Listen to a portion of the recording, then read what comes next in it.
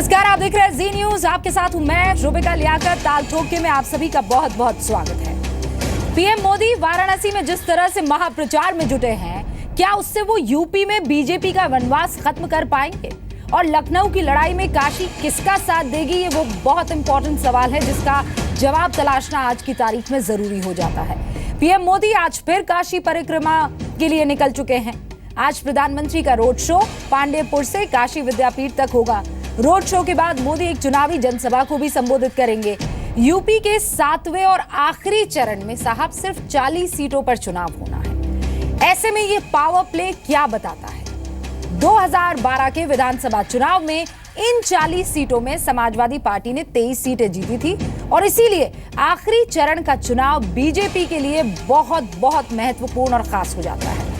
कहा यह जाता है कि यूपी में काशी जिसके साथ, लखनऊ में उसी की सरकार। तो क्या काशी का मूड अपने सांसद और देश के प्रधानमंत्री मोदी के साथ है, या फिर ये कांग्रेस और समाजवादी पार्टी के गठबंधन का असर है कि प्रधानमंत्री को अपने संसदीय क्षेत्र में पूरी ताकत झोंकनी पड़ रही है? क्योंकि ये नाक का सवाल बन गया है। कल रोड शो में मोदी को मुसलमानों का भी भरपूर साथ मिला, लेकिन मोदी पर फूल बरसाने वाले मुसलमान क्या उन्हें वोट भी देंगे? आज ताल ठोक के पूछेंगे, लखनऊ की लड़ाई में काशी किसका साथ देगी और क्या मोदी के महाप्रचार से यूपी में आएगी बीजेपी की गद्दी? और क्या 2014 की तरह काशी के जरिए बीजेपी यूपी में बम्पर जीत दर्ज कर पाएगी? इन सारे सवालों की शुरुआत हम अलग अलग मेहमानों से पूछ कर करें। उससे पहले आपके सामने इन सारे मेहमानों का तारुफ मैं रख देती हूं। आपको बता दूं, शाहनवाज हुसैन साहब जो कि बीजेपी के प्रवक्ता है, वाजपेयी सरकार में सबसे युवा कैबिनेट मंत्री रह चुके हैं। 1999 में 13वीं लोकसभा में चुनकर आए थे। सर, आपका बहुत बहुत स्वागत है। संजय झा साहब जो कि कांग्रेस पार्टी के राष्ट्रीय प्रवक्ता है, daily Carnegie training operation India के एग्जीक्यूटिव डायरेक्टर रह चुके हैं, लेखक भी हैं। सर, आपका भी बहुत बहुत स्वागत है। डॉक्टर एमएच खान साहब जो कि बीएसपी के नेता हैं और पिछले 25 सालों से गरीबों की शिक्षा पर काम कर रहे हैं, दलितों और उपेक्षित लोगों के लिए आवाम संस्था के जरिए काम करते हैं। सर, आपका भी बहुत बहुत स्वागत है। गौतम लाहिरी साहब जो कि पत्रकार है, वरिष्ठ पत्रकार हैं, 3 दशकों का अनुभव है। खास तौर पर प्रधानमंत्री नरेंद्र मोदी की राजनीति पर इनका खास ध्यान रहा है, खास नजर रही है। प्रेस क्लब ऑफ इंडिया के अध्यक्ष भी है। सर, आपका भी बहुत बहुत स्वागत है। शुरू के सेगमेंट में हम 1.5 मिनट सारे मेहमानों को देंगे ताकि वो अपनी बात बेरोक टोक तरीके से रख सके और उसके बाद इस डिबेट को ओपन करेंगे। इसीलिए सबसे पहले संजय झा साहब, मैं आपसे आज शुरुआत करती हूं। कल रोड शो नहीं था, भगवान के दर्शन करने के लिए गए थे, वो निकले, कारवा उनके साथ हो गया।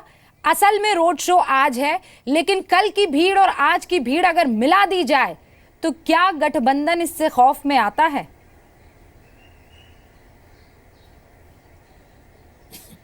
देखिए, मैं तो इतना ही कहूँगा कि अभी तो गर्मी का मौसम शुरू भी नहीं हुआ है और भारतीय जनता पार्टी के पसीने छूटने शुरू हो गए हैं।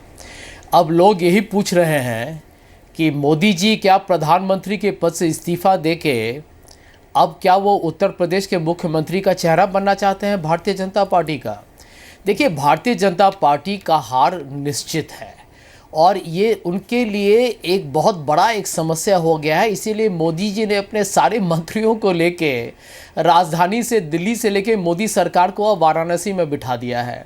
वाराणसी के लोगों ने समझ लिया है, वो तो पहले से जानते हैं, उत्तर प्रदेश के लोगों ने समझ लिया है, पूरे मैं समझता हूँ कि भारत में लोग जुमला महाराज जैसे मोदी जी को आज लोग बोलते हैं। जब से वो 15 लाख का उन्होंने एक झूठे वादे भारत के आवाम को दिखाया था, बेरोज़गारी को लेके अच्छे दिन, देखिए अच्छे दिन तो बुरे दिन हो गए, ये सब मान चुके हैं। तो अब भारतीय जनता पार्टी इतना हताश निराश लग रहे हैं कि मुझे लगता है कि एक तरीके से वो मान गए हैं कि अब इस प्रतियोगिता से बाहर वो निकल चुके हैं। तो अब तो उत्तर प्रदेश की जो आवाम है, जिन्होंने देखा है कि देखिए भारतीय जनता पार्टी पिछले 3 साल में एक भी वादे को सही तरीके से उन्होंने पूरा नहीं किया। और जहाँ तक हमारे गठबंधन का सवाल है, अखिलेश जी के नेतृत्व में कांग्रेस और समाजवादी बिल्कुल एक पूर्ण बहुमत के साथ विजय होगा और इस बात को लेके भारतीय सर जनता उसके लिए पार्टी ज्यादा टाइम तो है नहीं, बस आखिरी चरण का चुनाव बचता है, मतदान बचता है और फिर 11 तारीख को सर बजर अप हो गया है। आगे मुझे जाना होगा क्योंकि 1.5 मिनट का वादा सब पे है। लेकिन संजय जी ये वाकई इत्तेफाक है, प्रधानमंत्री नरेंद्र मोदी बाहर जाए तो प्रॉब्लम, राज्य में अलग अलग जाए तो प्रॉब्लम, संसद आए तो प्रॉब्लम, ना आए तो प्रॉब्लम। प्रॉब्लम क्या है कांग्रेस की अभी ये समझना जरूरी है। लेकिन शाहनवाज हुसैन साहब, क्या बात हो गई है प्रधानमंत्री अपनी पूरी की पूरी कैबिनेट के साथ अदद 40 सीटों के लिए इतना बड़ा पावर प्ले करते हुए नजर आते हैं? क्या वजह है? ये डर है, ये कॉन्फिडेंस है, ये क्या है?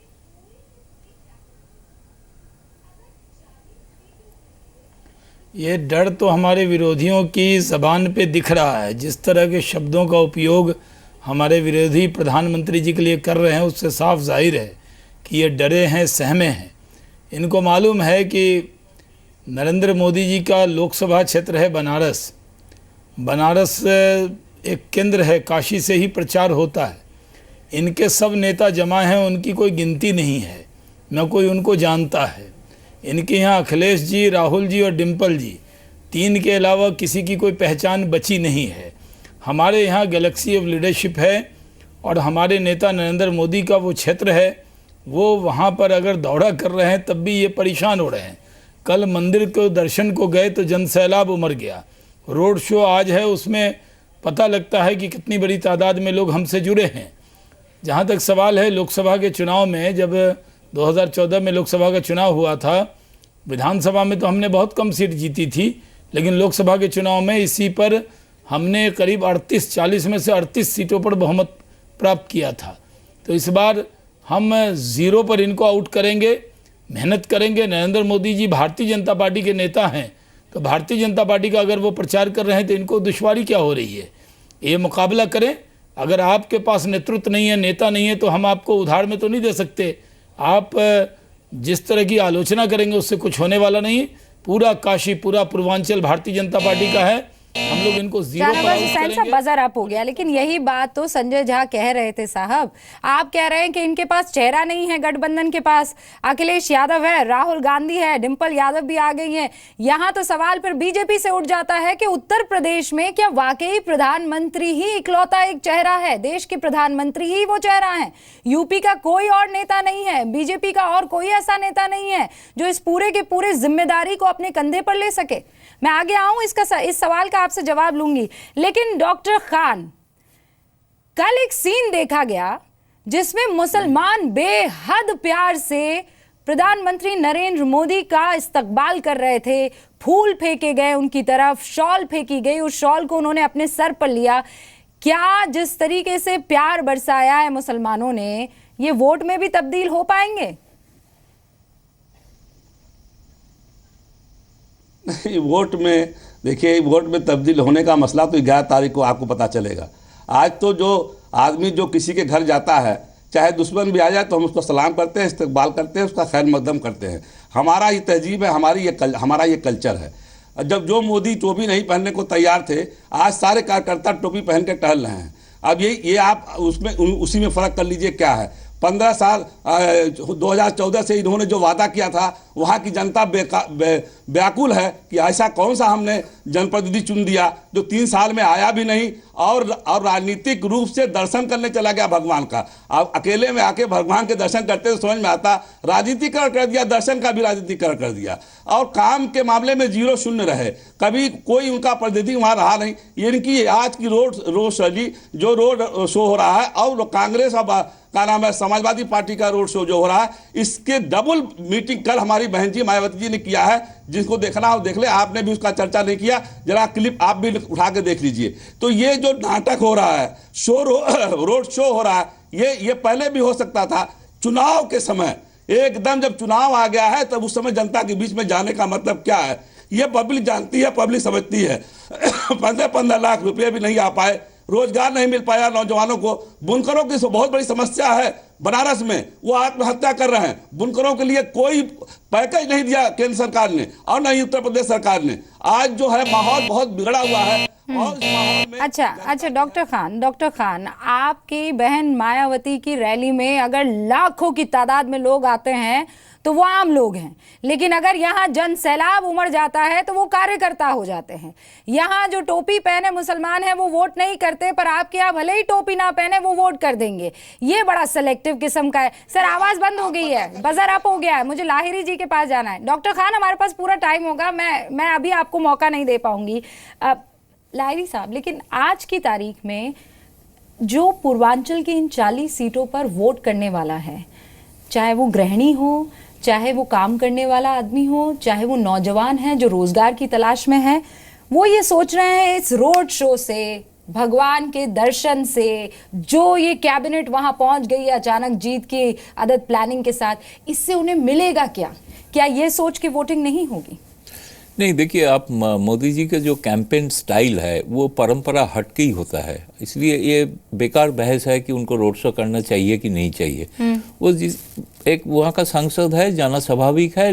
लोगों को प्रधानमंत्री होने के कारण मिलने का टाइम नहीं मिलता है, कभी कभी आके भाषण दिया है। तो ये चुनाव एक टाइम है जिस टाइम में लोगों को कम से कम दर्शन दे सकते हैं, कुछ लोगों को साथ वो हाथ भी मिला रहे हैं। तो ये एक भरोसा दिला है कि वो सांसद के नाते कि वो इनको ये भी पता है कि शायद 2.5 साल का जो एक एंटी इनकम्बेंसी सेंट्रल गवर्नमेंट का भी है, वहाँ पे तो एंटी इनकम्बेंसी अखिलेश का है 5 साल का, साथ साथ 2.5 साल का जो एंटी इनकम्बेंसी सेंट्रल गवर्नमेंट का परफॉर्मेंस का, वो भी विरोधी उसका मुद्दा बना रहा है। इसीलिए वो एक मोदी जी का स्टाइल ऑफ फंक्शनिंग में है लोगों का मन में एक एस्पिरेशन जगाना। तो वो एस्पिरेशन जगाने के लिए कुछ भी कर सकते हैं। उसको भरोसा है कि बीजेपी के और कोई नेता के ऊपर इतना लोग भरोसा नहीं करेंगे। लोग बोल रहे हैं कि हम मोदी जी है इसीलिए वोट दे रहे हैं। सारे चैनल में जो बाइट हम देख रहे हैं कि मोदी जी के नाम पे ही बोल रहे हैं। वहाँ का भाजपा का जो राज्य इकाई का जो प्रदेश अध्यक्ष है उसका नाम लेके कोई नहीं बोल रहा है। तो मोदी का पर्सनली अपना प्रतिष्ठा भी दांव में है। उनका बनारस का जो सीट है जहाँ से वो सांसद है, वहाँ उतना जोर भाजपा का नहीं रहा है पिछले चुनाव में, लेकिन लोकसभा में हुआ है मोदी के कारण ही हुआ था। अभी जो हाल में जो पंचायत इलेक्शन भी हुआ था उसमें भी भाजपा का हाल उतना अच्छा नहीं हुआ है। ये उनका भी पता है कि सिर्फ मोदी का नाम पे ही उनका अपना छवि लेके ही सर बजर अप हो गया है, बजर अप हो गया है। लेकिन अब मैं इस डिबेट को ओपन कर रही हूँ सारे मेहमानों से, जिसको जो बीच में कहना है कह सकता है, लेकिन बहुत सभ्य और शालीनता से। ये मेरा कहना, हालांकि मुझे आज के पैनल से ये कहने की जरूरत नहीं है। लेकिन संजय साहब, पूर्वांचल में क्या किया है अब तक समाजवादी पार्टी सरकार ने, क्योंकि आप उनके साथ गठबंधन में हैं, ये आपसे पूछना जरूरी है। चाहे वो राहुल गांधी हो, चाहे वो अखिलेश यादव हो, चाहे वो डिम्पल यादव हो, ये सब कह रहे हैं हमें किसी और चीज से कोई मतलब नहीं, हमारा तो काम बोलता है। सर आज मैं थोड़ा सा जब आंकड़ों पे नजर कर रही थी तो उसमें यह था कि यूपी के पिछड़ेपन के लिए अखिलेश सरकार क्यों जिम्मेदार हो जाती है। ग्राम सड़क योजना 2 साल से सेंटर से जो पैसा मिलता है सर उसका इस्तेमाल नहीं किया गया। मिड डे मील सेंटर से पूरा पैसा आ गया है लेकिन 599 खर्च नहीं हुए हैं, 599 करोड़। राष्ट्रीय आजीविका योजना पूरे पैसे सेंटर से मिल गए लेकिन उसमें से 206 करोड़ रुपए जो है सरकार खर्च ही नहीं कर पाई है। सिर्फ यही नहीं सर, मैं पूरी फहरिस्त है, आप भी जानते हैं पूर्वांचल के अगर प्रॉब्लम्स में गिनाने लग गई तो पूरा टाइम निकल जाएगा। क्या फिर काम बोलता है, खासकर इस रीजन, इस इलाके की बात करें तो? देखिए रुबिका जी, मैं तो यही कहूँगा कि अभी पूर्वांचल के लोग, उत्तर प्रदेश के लोग, यदि उनको अखिलेश जी के नेतृत्व में पूरा भरोसा है तो उसके पीछे एक बहुत बड़ा कारण है। वो है कि अखिलेश जी के सरकार की नीयत, उनकी क्षमता, इनकी हुनर, उनके दृष्टिकोण पर कोई किसी ने शब्द नहीं उठाया। अब जिस तरीके की परेशानी या जितने भी समस्याएं हैं उत्तर प्रदेश के, इसको एक तरीके से इसका सुलझन या समाधान ये सिर्फ 2-3 साल में नहीं मिलता है। इसीलिए जब इस गठबंधन का, आपने हमारे गठबंधन का जो मिनिमम प्रोग्राम आपने देखा होगा, तो उसमें हम लोगों ने जिस तरीके से प्रगति या विकास की बात की है वो हम जानते हैं कि अगले 5 साल 10 साल के अंदर उसको हम बहुत ही अपने मेहनत से उसको हम सही तरीके से उसमें हम एक कामयाब होंगे। हम यहाँ झूठे जुमलों की बात नहीं कर रहे हैं। देखिए एक बहुत बड़ा फर्क है इस गठबंधन का और भारतीय जनता पार्टी। मेरे पास दो चीजें हैं बिल्कुल हाल फिलहाल मेरे भी सामने और देश के सामने। संजय जी मुझे टोकना पड़ेगा, 1 सेकंड सुनिए आप। गंगा मां की सौगंध खाकर प्रधानमंत्री नरेंद्र मोदी कह दे कि बनारस में लाइट नहीं आती, काशी में 24 घंटे इलेक्ट्रिसिटी नहीं आती। कल सर कैसे ये सब चीज झूठ साबित हो गई? वो मंदिर में जाते हैं, 15 मिनट सर वहां लाइट नहीं आती है। 15 मिनट कहां गई लाइट? कैसे गायब हो गई लाइट? आप कहते हैं कि एम्बुलेंस हमारी काम करती है। 100 नंबर देखिए क्या गजब का काम करता है। गायत्री प्रजापति नाम का वो आरोपी वोट करता है और गायब हो जाता है। सर ये दो ऐसे बहुत इंपॉर्टेंट केसेस हैं जिनको हम भूल नहीं सकते।